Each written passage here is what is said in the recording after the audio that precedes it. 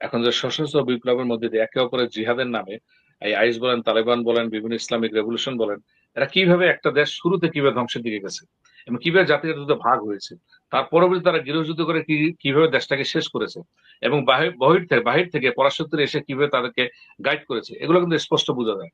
বাংলাদেশের ক্ষেত্রে বাংলাদেশের বিষয়টা কিন্তু তাদের খেলাফতের একটা অংশ। আজকে বাংলাদেশের মানুষ কিন্তু রাজনৈতিকভাবে সচেতন হলো, মুক্তিযোদ্ধা ভাবে ওইভাবে সচেতন না। কারণ কি, সংখ্যাগরিষ্ঠ মানুষ তারা দিন আনে দিন খায়, তারাই ঝামেলা যেতে চায় না, এই সুযোগটা তারা নিয়েছে। এর সবচেয়ে বড় ব্যর্থতা হচ্ছে যে আমরা যারা মুক্তিযুদ্ধের সপক্ষের শক্তি, আমরা দ্বিধা বিভক্ত। হ্যাঁ, আজকে আওয়ামী লীগ মুক্তিযুদ্ধের নেতৃত্ব দিয়ে আসছে, আওয়ামী লীগ এখনো মুক্তিযুদ্ধের ধারক বাহক, কথা সত্য। কিন্তু বিএনপির মধ্যে মুক্তিযুদ্ধ আছে, কিন্তু তারা কিন্তু মুক্তিযুদ্ধের পক্ষে সেরকম জোরালো ভূমিকা রাখছে না। আজকে বাংলাদেশ আওয়ামী লীগ নাই, সরকার পতন হয়েছে, কিন্তু বিএনপি মুক্তিযুদ্ধের দাবি করে, কিন্তু বিএনপি কি করছে? মুক্তিযুদ্ধের পক্ষে কোথাও কোনো কথা বলছে? যেখানে সারা বাংলাদেশে মুক্তিযুদ্ধকে অপমান করা হচ্ছে, মুক্তিযুদ্ধের কবরস্থানগুলো ভেঙে ফেলা হচ্ছে, বিভিন্ন মাজার শরীফ কবরস্থানে আগুন দিয়ে পোড়ানো হচ্ছে, বিএনপির পক্ষ থেকে একটা প্রতিবাদ নাই।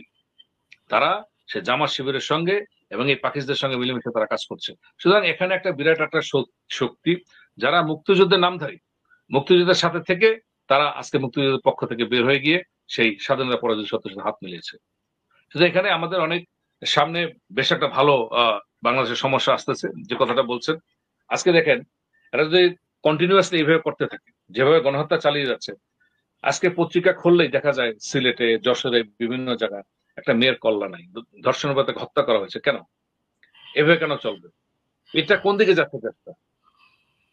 দেশে কারো বাক স্বাধীনতা নাই, কোনো সাংবাদিকের কথা বলতে পারছে না, কোনো সংবাদপত্র, কোনো জাতীয় পত্রিকা, টিভি, টেলিভিশন স্পষ্ট কথা বলতে পারছে না।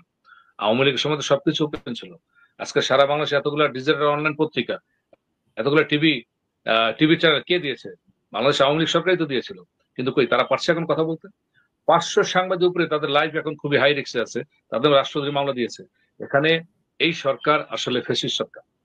ইউনূস সরকার হলো ফেসিস্ট সরকার, এরাই আসলে ফেসিস্ট। এরা স্বৈরাচারী মনোভাব নিয়ে দেশ চালাচ্ছে, আইন মানছে না, সংবিধান মানছে না।